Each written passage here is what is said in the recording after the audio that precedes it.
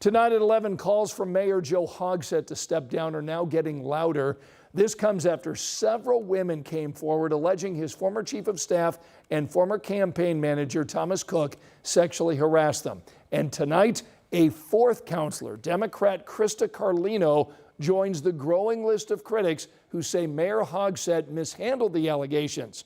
Carlino, as well as two other Democrats and one Republican, say Hogsett needs to resign. She is also the first counselor to call for the resignation of Council President Bob Osley.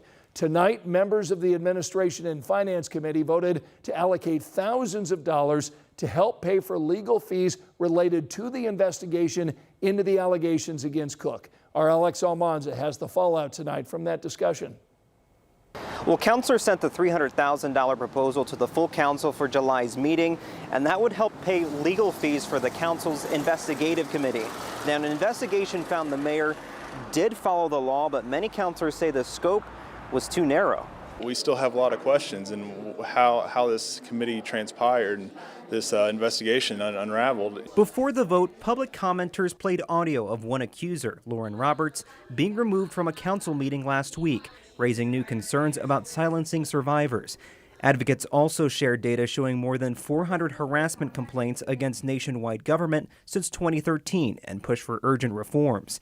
Then came the moment that shifted the room. Councilor Crista Carlino, who led the investigative committee, called for resignations. Tonight, in this setting, I am calling for the resignation of Mayor Joe Hogsett. And furthermore, I am calling for the resignation of our council president and vice president from their roles.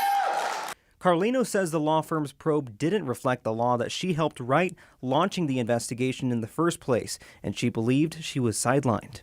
I think it's concerning that maybe the investigation itself wasn't following the letter and the spirit of the law, which is unlawful.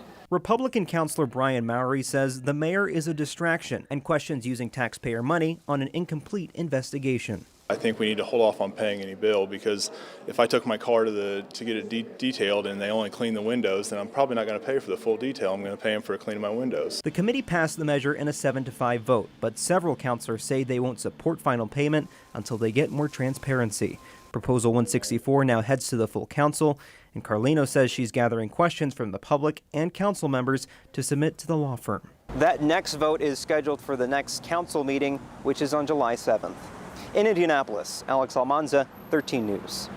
Now, we did reach out to the mayor's office tonight looking for comment. The mayor released a statement saying, in part, my focus and that of my administration for the remainder of my term will be on the promises we made to create economic and social vitality and growth for the people of Indianapolis. I have no intention of resigning.